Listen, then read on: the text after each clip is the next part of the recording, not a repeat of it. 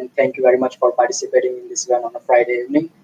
Uh, every one of us have a question of how we can get started in cybersecurity. And even in our first intro session, as you can recall, some of us had question of how we can switch domains within security, like how I can move from IT audit to being a pen tester, or how I can move from software development to being an expert in the GRC. Our guest for today, he started his career with bachelor's in physics and master's in mathematical physics, and today he is the chief information security officer at LogMeIn. So I think he is the best guy to answer our questions on that domain. So it is my honor to welcome Mr. Gerald Beuchelt. Thank you very much. Much appreciated. Thanks for having me. Thank you, Jared. Thank you. How's it going? So far, so good. How are you? Absolutely. It's great. Yeah, I remember the first time we met at ISACA. I just asked you one time. Yep. Would you please share some of your knowledge with these friends and you were like right on spot in security words? So thank you so much for that. Absolutely. As Kevin mentioned, all of us are very excited for you being here. And we wanted to start from the very beginning. Sure. You did your bachelor's in physics, you did your master's in mathematics, and now you are in CISO of LogMeIn. Yep. Can you tell us a little bit more about how was the transition from you being the architect and son and now being CISO? Sure. Absolutely. It's yeah, it was an interesting journey. Let's put it like that. So as you said, it's like I started out in physics. That was back in Germany at the time. Finished my master's equivalent over there, and then I was looking, like, okay, what do I do with a degree in mathematical physics? There were not too many job descriptions for math physics out there outside of academia, so it was either staying at the university, changing my job and probably the continent every 2 years, or trying to find something else. So while I was actually at the university, I started to work in some university data centers. I was working for our own institute as a sysadmin, network admins, like essentially doing regular kind of stuff, just like keeping the lights on. And I figured, well, it's like, you know what? There's a lot of .com stuff going on right now. People are paying money for folks who know about IT. Why not give it a try, right? It's like, so I started to look around, and I ended up with some microsystems. Some at the time, for those that remember or that know, was really on a very fast boom. It's like at the time we're rolling out big iron servers. Some was really well renowned for having contributed up to that date. By far most open source software, like from all the companies before, so NFS, and there's a lot of stuff that's on open source and made available to the public. It's lots of good stuff. So it was an interesting company. It was something that I was excited about, and I actually, believe it or not, started in pre-sales. So I was like essentially running along with a sales rep who had his order book and was just trying to sell big pumpkin iron. And I was the tech guy that they pointed to as since the customer was starting actual questions, which was awesome. So I was like, for anyone who really wants to go into any kind of career in the commercial world, I really recommend trying to see whether you have an opportunity to go into sales in some form or another, because it does give you a completely different perspective on what sales reps are doing. It does give you a completely different perspective on what customers want. And I think all of those kind of things, particularly in commercial settings, are really, really important. So, like as a takeaway, is like if you have an opportunity, even if it's just an internship, try to do something along those lines, because it does change really your perspective. If you're used to coding or you're used to designing networks or architecting systems, it really gives you a completely different perspective on what users of those kind of environments actually want. And the users are really, really important. That's where I started out. I lasted for a little over 2.5 years, and it did kind of get boring a little bit. So from that end, I was looking inside the Sun for something else. There was an opportunity here in Burlington, Mass, where Sun had a fairly large campus, to work closely with the technical team that was supporting Sun Legal at the time. So we're talking already a little bit about legal. Sun at the time had seen a lot of challenges around interoperating with the emerging Windows NT systems. Right, that was something that was totally new. Microsoft was starting to really expand their PC stuff into the workstation market, which was defined at that point in time. So starting to really take away at some of those areas where Sun really got very strong over the 80s and early 90s.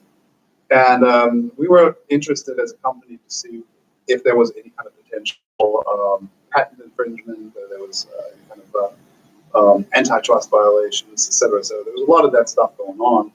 And in that kind of context, I was really looking deeper into the Windows operating system, looking deeper into all Java environments, trying to understand what was going on, trying to see some of those similarities between the .NET environment and the Java virtual machine at the time, trying to see how the workstations and the Windows servers were coupled to each other and whether they were kind of problematic or not.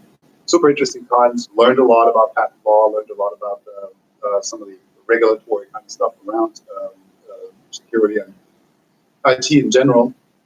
And I was focusing. I was kind of tossed into that area because in looking at Kerberos and Active Directory, that was kind of like the hardcore kind of problem. For those of you who have that kind of interoperability background, Microsoft adopted LDAP in their Active Directory, implemented actually pretty nicely in a similar kind of way, used Kerberos to authenticate to it. Well, Kerberos was really standards compliant. The only thing was that they were using an optional field to put their PAC data, their privileged authentication credential data, into this kind of like open Kerberos field, and that really prevented a lot of interoperability between existing Kerberos implementation and Microsoft. So that was kind of like where I was really digging deep with IDAPRO and kind of good fun stuff, trying to understand what was going on there. Long story short, at some point in time, we settled. There was the famous handshake between Scott McNeely, who was the CEO of Sun at the time, and Steve Ballmer. We exchanged hockey jerseys, big bear hug. Everybody was happy. So now it was like, okay, it's like, that's great. We have an alliance now with Microsoft. That's awesome. Who's going to know anything about Microsoft? Well, it was actually the team I was working in, because everybody else in Sun was like doing Java and Unix and stuff. So we were really working on the interoperability alliance then. It was a national kind of involvement, focusing on web services interoperability, so WS this, W security, W federation, the whole W star kind of stuff, and then particularly also in the context of identity. So the whole SAML stuff got developed at Sun, so the federation components of that, in terms of enabling single sign-on across different systems, as well as then federating between different IDPs.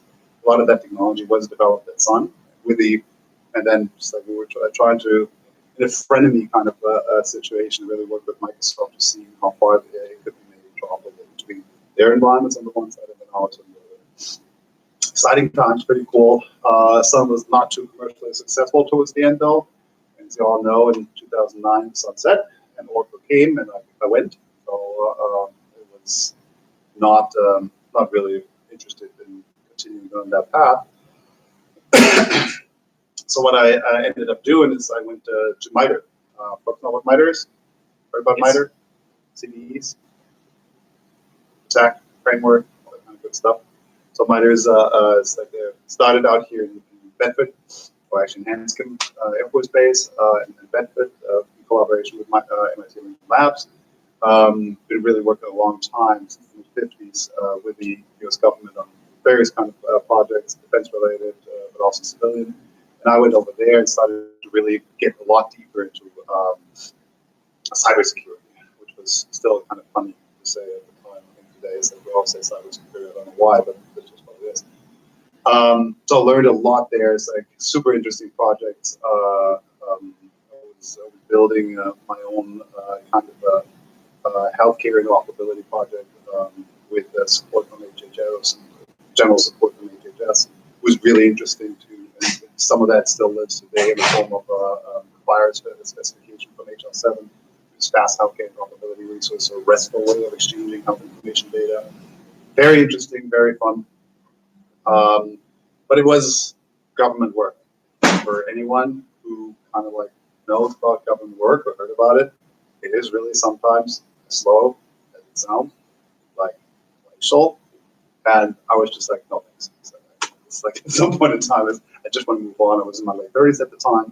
So it was super interesting job, super interesting project, but just not really moving at the speed that I was kind of comfortable with.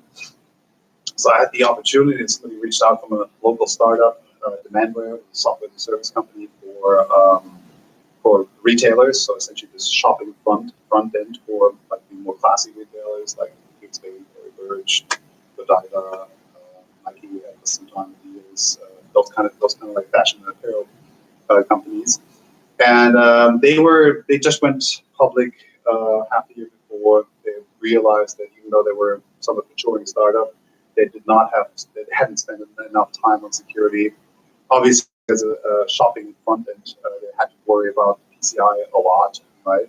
So there were a lot of challenges from a regulatory governance and compliance perspective, but also making sure that there was a suitable application security program, that there was security operations that was aligned with the network operations center to keep the SaaS service running. So very challenging on the one side, but also something that I learned a lot. Right, grew up with the company and built out my team there. Super exciting. In 2016, the company got acquired by Salesforce, which was good for the company. So, but at the same time, there were plenty of security folks at Salesforce. So I was like, kind of cool. But yeah, I think it's not for me. Stayed at Salesforce, learned there still quite a lot, because obviously with a much larger organization, there was certain things that I never saw at MITRE in the government space that that Salesforce was doing, and vice versa. Right? So like really interesting to see it from different angles. But I got in touch with LogMeIn, and then LogMeIn was looking at the time for building out a real security function, because they just went. They just completed the merger between the GetGo business unit from Citrix, so they could go to meeting, go to webinar, go to training, go to this, go to that, right? And with the classic LogMeIn kind of product portfolio, and suddenly the company grew which was here in Boston, in the Seaport area, it grew from about 1,000 people to like almost 3,000 people literally overnight.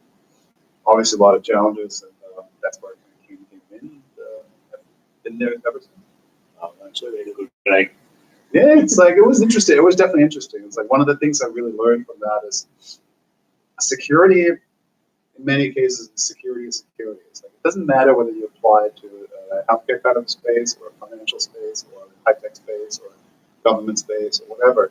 It is the fundamental principles are very, very transportable across those different areas. Obviously, you have to adjust it, because if you're looking to secure healthcare information for half the population, you want to think about security slightly differently if you just want to peddle some stuff, right? But the underlying principles are very much the same. That's kind of what keeps me interested. All right. Coming to my second question, if there are three buzzwords in the IT industry right now, they are cloud security, machine learning, and cybersecurity.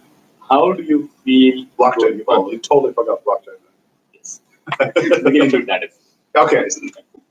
But going forward, how do you see all these three at the intersection of security in some way or the other?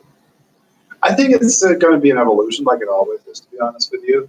So in many ways, security has evolved over the years from where we started out with like setting up simple authentication systems, developing crypto systems, and then moving forward.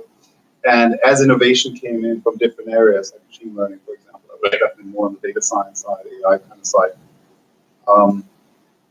That technology that matured over time, similar to clouds, public cloud kind of services.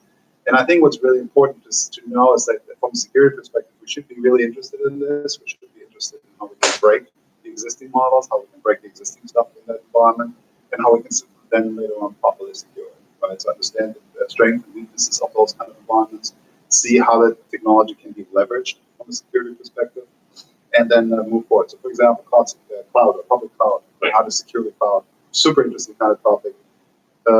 When public cloud providers like Amazon, or actually SunGrid, $1 an hour. That was kind of like how they sold it back then.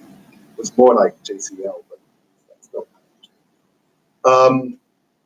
But it's like once public cloud services really came out, the first impulse that folks had was to essentially translate the same kind of security controls that we knew from data centers and from on-prem environments to the cloud, right? So I want a rich firewall, right? So deep packet expecting firewall. I want to have endpoint security deployed on ton of things, so-called malware or antivirus or whatever. But it's like the same thing. I wanted to have this on there and that on there, without really fully understanding that the transition from a hardware environment to a software-defined infrastructure comes with a lot of different paradigms that you have to take into consideration when trying to secure this, right? So if you have elastically scaling systems that can be stood up and torn down within literally seconds, depending on what you do, having a rich endpoint solution on there that pushes out tons of logs, it's not necessarily the most effective way of trying to understand what's going on. You have to look more at the control plane versus like the actual cloud workload. You do want to have some form of cloud workload protection as well, but it's like the control plane is more critical in this kind of context if you really have this kind of software defined environment. Similarly for security groups, it's like versus like packet inspecting firewalls, but it's like if your workload really just does not have anything on it, it's a container or something like that, and there's just a minimal set of ports and services open, why starting to think about massive kind of packet inspecting firewalls? You're really only interested in certain aspects of the traffic that comes through anyway, so everything else gets dropped pretty much automatically. So you really have to start thinking about how some of those things really apply, and how you can work with the industry, with the security industry in this kind of context, to have systems that really look at the control plane, how to secure the control plane, how to get visibility into the control plane, what's actually happening in your environment. It's like, is there suddenly a huge spike in containers or Lambda functions being spun up? And if so, why? And having the anomaly thinking around that versus looking at more traditional kind of things, whether finger or echo port, which are probably not there. So I think that's one of the examples, right? It's like machine learning, similar kind of thing. In some ways, we're using artificial narrow intelligence already in a lot of the systems that we're doing, kind of anomaly detection, any kind of UEBA, so user identity behavioral analytics software has some form of limited machine learning slash behavioral analytics slash limited AI kind of capabilities, depending on who you ask. Definitions tend to divide a little bit. Most of the time, AI is really not AI, but that's a different story. That's marketing. It's like the security industry has been pretty quick to utilize those kinds of automation tools across the board in order to be able to sift through the mountains of sensor data that we're getting from our various firewalls, IPs, IDSs, from our web server logs, et cetera, and starting to make sense of it, and really being able to separate the signal from the noise of it. So that's another classic example of that. Blockchain, because I have to bring it up because I think it's always interesting. I think it's outside of the world of cryptocurrency, still a problem, a solution looking for some form of a problem. It's like there's always, let's do a blockchain-based identity, let's do this, let's do that. A lot of those proposals are interesting, but I don't see really a huge motivator, commercial motivator or other motivator to fully embark on that trend. I think the industry is looking at this the same way. So not every technology is perfectly suited to be adopted in security environment or not even right. Do you think any of the companies right now really succeeded in utilizing machine learning in kind of curbing the cybersecurity breaches or something like that, or the market leaders in developing the product which utilize machine learning? Oh, I would say so. Yeah. I mean, I think there's definitely a lot of definitely a lot of companies that have been looking at the anomaly detection, that have been looking at the leveraging various types of threat intel or other intel kind of sources in order to be able to develop learning models that can quickly identify, like I said, the signal from the noise. But I think it's a general data science problem. It's applied to the security space, right? So it's like this is not unique. The security is not super unique. It's like we have generally a lot of data, right? Whether it's in the context of application security scanners, whether it's in the context of network loggers, etc. There's tons of data that we really have, and it's like making sense of that data is not possible in a reasonable amount of time by humans. So you have to have some pre-sorting algorithms, some pre-sorting tools in order to get that. Okay. All right. My last question before we open the floor to the audience. Sure. I follow you on LinkedIn and I see you post a lot of links which are security resources or links to the latest fixes. Do you have any favorite resources or your go-to resources for getting all this information? Yeah, lots of them. So, like any top three maybe that we should be following in cybersecurity industries? So I think Bleeping Computer has some pretty good stuff. I think Dark Reading has some pretty good stuff. Schneier, if you haven't subscribed to his cryptogram, I highly recommend it. He pushes it out once a month. There's tons of Twitter feeds that come with really, really great resources across the board. For me, it's really hard to like pinpoint one. It's like I'm usually like perusing what I find, and then if I find some new Twitter feed or some new resource that is really interesting, I just add it to my general ingest, right, and start to work off of that. So I think it's start somewhere, whatever you find interesting, and then really follow some of those individuals that get aggregated and look deeper into it. There's fun stuff out there. So we can all start by following Gerald. Jesus. Thank you. Appreciate it. Sure. All right. We will open the floor for any of the audience questions that you have. If I recall right, you said that we talked with operating between Sun and Microsoft was internally good. If I'm not wrong, Microsoft introduced servers in their Windows operating system maybe around 10. 2000, Windows 2000. Windows 2000. Yeah. So Windows NT 4.0 was released. Hope I'm not lying right now. It's 1996 or 1997, and that was still based on the NTLM protocol as the underlying security protocol for network communication. Still tied heavily to some of the old NetBIOS protocols, etc. What Microsoft, I believe, just speculating here, so I don't know that, but what I believe they found was that is really not very scalable. Particularly, remember at the time, the most successful network operating system that was out there was Novell. Right? Novell, hopefully the history class fails, like Novell IPX networking was a lot of fun.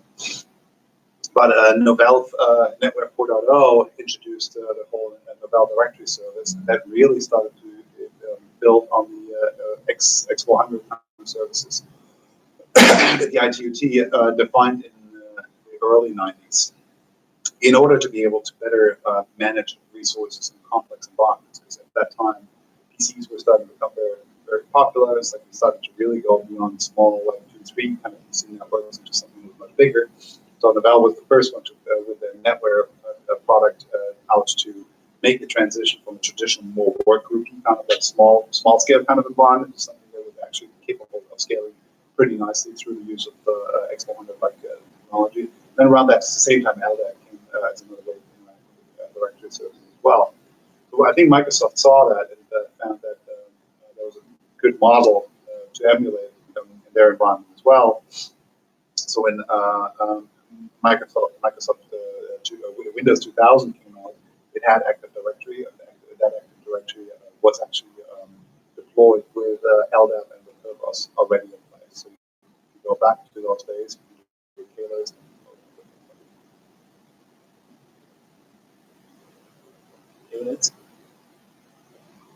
Yeah. So, like, since you have sort of like seen the difference or the evolution in the using on-premise infrastructure or cloud infrastructure, I had this question since a very long time. Actually, I've been asking Sure. a lot of people. So, not every product or every company is very comfortable in adopting cloud, especially when security is a big concern. So, like for small companies, it's very easy to move their whole product from on-premise to cloud. But when you take a large amount of data, like around petabytes of data, you want to move that kind of data, and you need to take security as like one of the biggest concerns. What is your take on this? Maybe how do we, like, as a cybersecurity analyst, or maybe who are going to carry out this operation of moving, how do we convince the clients or maybe the users to go for this? Excellent questions. Like having worked in SaaS companies now for the last what, 6-7 years or something. I think it's a total valid question. One that we sometimes struggle with even today. If you go far back enough in my LinkedIn or Twitter feed, you'll find me ranting all over IaaS and PaaS and SaaS, and it's like the devil's work. And I think at the time it was not something that I was particularly comfortable with. And this was shared. This is kind of like the same thing that you shared. It's other people's computer, of course. I think since those early days of public cloud computing, whether it's IaaS, PaaS, you guys know what IaaS, PaaS, and SaaS is, right? Infrastructure as a service platform. Well, I'm just asking. It's like, you never know. It's like, I don't know. It's like, I didn't know for a long time. It started out in a way where again, it's like where we were trying to use the same kind of security models that we were used to on-prem or on raw iron, and transfer that over directly to cloud-based environments. And it was not very secure, right? There was also still not really a lot of instrumentation from the cloud providers like AWS or so around. So if you look today at Spectre, or if you look at Guard Duty and stuff like that, there's a lot of stuff on Windows sides like ATP, the various Azure ATP kind of things.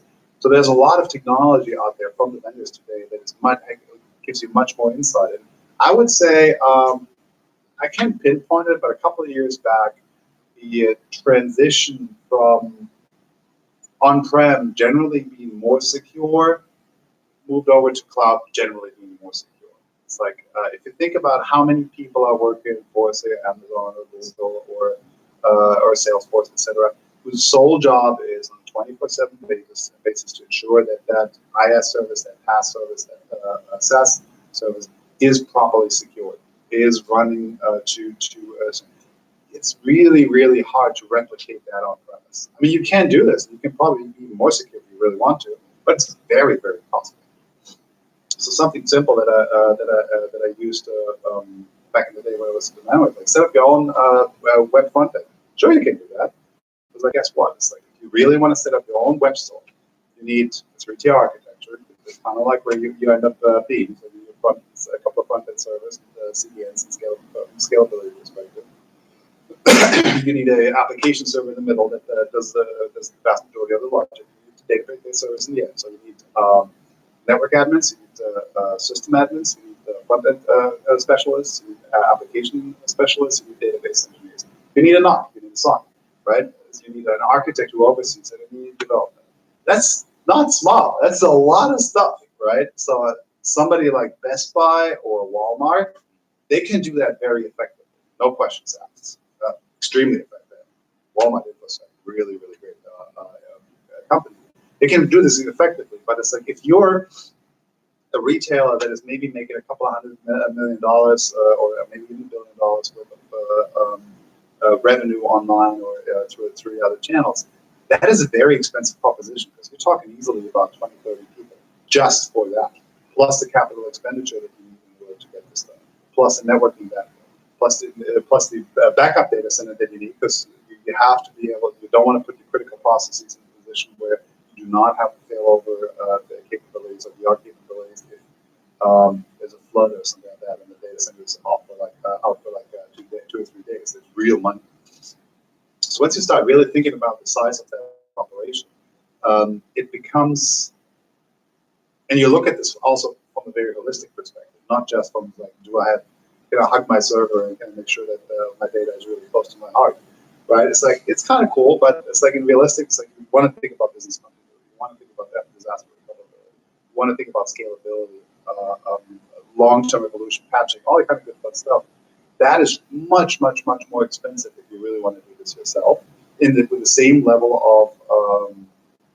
of quality that a SaaS provider would do. So that's where I would kind of like draw the line and say, look, sure, can you be as secure, more secure? Probably. Is this going to be commercially reasonable? Probably not. That make sense? Yeah. And again, there's also come some of the other things that I was saying before. Is like as soon as you start to have software-defined infrastructures or higher level abstractions, like for example lambdas, right? If you look at a lambda, the only thing you really write is the application. Like, there is no network, there is no server. It's like all that kind of stuff you outsource. What it does require, what all of that does require, including the kind of SaaS stuff, is a working legal system where you have appropriate levels of contracts between the service provider on one side and the customer on the other side, right? You want to define SLAs, service level agreements, what's the minimum availability that you have. You want to define what kind of security controls are minimally required. You want to see, for example, that in a commercial setting, you have some form of third-party attestation, whether it's a SOC 2 report or an ISO certificate or stuff like that, ISO 27001 certificate. All those kind of things really starting to come into play, and that's where this kind of intersection between governance, legal, compliance, audit, and security really start to play in, because all of those things need to be in place in order to be able to effectively leverage that.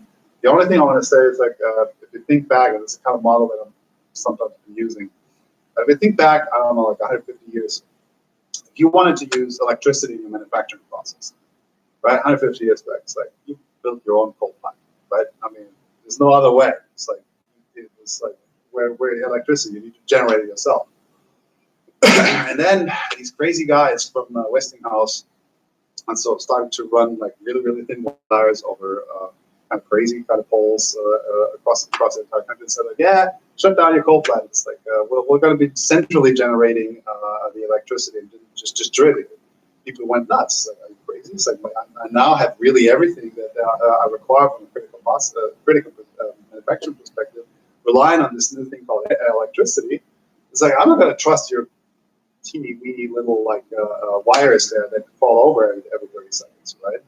Where are we today? It's like, who really has their own coal or oil or coal burning plant or gas plants or whatever still there? It's like this very small fraction, usually only in the context of like emergency generators. So I think it's the same thing that's happening on the side as well.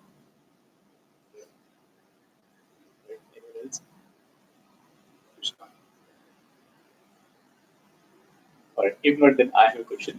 So we had our first networking session day before yesterday, and we spoke to a couple of people who just started their careers in cybersecurity, and a couple of them started with risk management and they wanted to do the penetration testing. So some of those it was vice versa. Do you have any recommendations, or if somebody wants to move from one domain to the other, how can they do that, and should they really do that kind of stuff, or stay in the domain they have worked in? I don't know. That's a difficult question. I think it's an interesting but difficult question.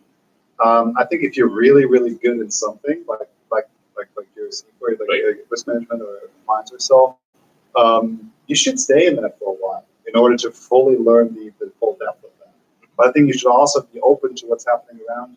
So switching from, say, the GRC kind of role into offensive security role, you're starting from scratch again, my friend. Like, you're really starting from scratch. It's like, this is not like, it's like I just retool myself a little bit and then boom, I'm a pen tester. This is a very different skill set. It's like, it goes back to like, what's always been said, security is really a mile wide. Right. And you cannot be a mile deep and a mile wide, right? So it's like most of us are often enough a mile wide, but only just a couple of inches deep, except for certain areas of speciality. And that's where you can start to go in there. So does it make sense to start looking for other stuff as well? Sure. But it's like, if you really switch from, say, a policy and governance kind of role to something that is a lot more technical, expect to take a couple of steps backward. Does it ultimately help you in terms of like really getting a better sense of security? I believe so. Right? It's like, I believe that somebody who's really good, say, in application security should spend some time with somebody who's doing the incident response and threat. The chasm between the policies and governance side on the one side and the highly technical side on the other side is wider, right? So it's like, you have to try to see, is like, how far are they away today? And that really will determine a little bit how easy or hard it is. Right. So for an AppSec guys, it should be relatively easy to go into pen testing for a network security guy. For or into forensics or into response and stuff like that. But from a compliance perspective, it should be really easy to go deeper into risk management or legal aspects of security. But that transition from back and forth there is probably going to be hard, right? Because it's they're related, and you can probably meander around a little bit, but it's not like it's like tomorrow I want to be a compliance analyst. The day after I want to be a pen tester. Got to be a little bit more. Play with stuff yourself. I think that's what I did throughout my entire career. So right now I'm trying to transition my whole environment from a Zen server environment to an OpenStack environment. I don't like to use that stuff anymore. It's open source. But it's experiment with things yourself, and I think that's really going to help you a lot. Right. The other advice that we often hear from the professors and our colleagues who are working in the industry, they speak a lot about certifications. Do you really think certifications help in getting a job, perhaps, or getting more salary than the usual basis salary? So if you get a certification and you really have the knowledge, yeah, I think it's a good thing to do because you challenge yourself a little bit. You have to look a little bit over and beyond your level of comfort. You really have to, say, for example, looking at CISSP kind of thing. You have to look at physical security, which I'm sure most of you haven't done, or at least not in depth, or even at a very low level. And I think it's good. It really challenges you from a security perspective. Just to think about security in a holistic kind of a way, because it's never only just a couple of bits or a couple of policies or what have you. Really, you have to look at the entire system in order to have a good sense in terms of where things are going. But if you just get a certificate by cramming for this for half a week or a week, and then take the cert at the end, and first time you talk to somebody in a job interview and they start to poke you a little bit, you go like, well, I don't know, that's not what they did in class. It's like, I think it's not really that much work. So I was like, if you're ready to take the test, if you feel that you have this, and if you don't have to spend like $5,000 on a 1 or 2 week boot camp in order to get all of this crammed in, but instead can just buy a cram book and pay the certification fee and then pass like that, that's probably the best way to do it. And again, experimentation yourself. I think that's. Do you have any recommendations where you should start with the certifications? There are a couple of them, like Security Plus, right, or the associate thing from IC Squared is pretty cool. The CISA or the various ISOC kind of things, they're pretty nice. If you want to go into offensive security, there's the ethical hacker stuff from what? Yeah, the EC Council, right? Or there's the offensive security, OSC, right, which is pretty hard. And then you have the SANS classes, right? SANS is like really super duper awesome and super duper expensive. But they're really good classes. You can definitely learn quite a bit. But it's like, make sure that you play around with that stuff a little bit and don't rely solely on technical material. Because if you just read the stuff and you don't apply it in some form or another, then it becomes stale knowledge. Right. You gotta break things. Breaking things is good. Most companies have training programs for employees how much do you think is employee or so like is the training program right now enough for the So yeah, it's like I really hate that saying. Thanks for bringing that up. I really hate that saying, "Oh, your employees are your biggest threat." It's like I personally think like your employees or your workers or the users or whatever, they can be either your biggest threat if you neglect them, or they can be your biggest asset in terms of protecting stuff. I have a firm belief that if you look at the 3 major domains that we typically tend to look at, people, process, technology, right? It's really that order. You have to make sure people understand why we're doing security, how we're doing it, why it's important. Not everyone has to be like a CISSP certified kind of person, but everyone in a company or an organization should have like general awareness why security is what they should do, and it's like how they should react if stuff happens, right? It's like that is really, really key. And then once you have people really on board, trained up a little bit, you need to give them the right processes in order to make sure that they do the right things. They get efficient in whether they set this to. Right? Don't sit on it, just forward it, etc. Or like click the appropriate reporting button or whatever it is. Only then, as a last thing, it's like really technology comes into play as an enabler, as a force multiplier, as whatever, right? But it's like if you don't start with like making sure that you have buy-in from your leadership, you have buy-in from your colleagues across the entire organization, you end up being in a situation where you can put up the greatest walls and the strongest gates, the biggest blocks, and the nastiest watchtowers, but somebody's just going to get a shovel and go under the wall, and then they're through, right? So it is really important to make sure that you take people along with it. And security awareness training, I think, is critical. Security awareness training in the form of 1 hour computer-based training that people go like this, like we all know. It's like, yeah, okay, is this done yet? Is this done yet? It's not super engaging and super helpful. I think there are a lot of other training vendors out there that give you much shorter videos, better snippets that are more engaging. You can go into like non-traditional ways of training people. So one thing we did internally this year was a escape the room kind of a cyber escape the room kind of thing. So we worked with a vendor that got us a kit, and we're really shipping this around the world right now so that people can essentially have cyber escape the room. It's a couple of simple puzzles, but if you start engaging people and they start to talk about it, you give them a little bit of swag, and you make them talk to their colleagues about it. And that is really what you need to do in order to drive security awareness and change throughout a large organization. And that's really ultimately where you then turn your quote unquote biggest risk into your biggest asset. 4, the non-malicious insiders. Malicious insiders is totally different story. That's hard. Right. Last question of the do you have any recommendations for the first year students who have both learning cybersecurity or people who have some background in cybersecurity, how they should be shaping their career maybe 5 years, 10 years down the line? In a sense that what are some of the most important things that they should be learning in school, all of the room, which should have been their cybersecurity career? It's like totally cliche, but it's go with where your passion is. It's like go what you really, really like to do. It's like try to find out, try different things, try to figure out what really gets you excited, where you want to spend extra time on.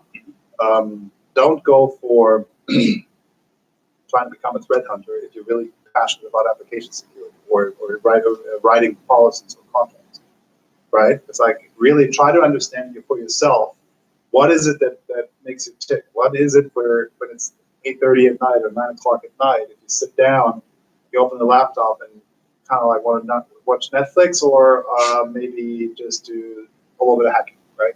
So it's like if it's hacking, then don't try to become the next risk manager, right? Because really not going to be a good risk manager.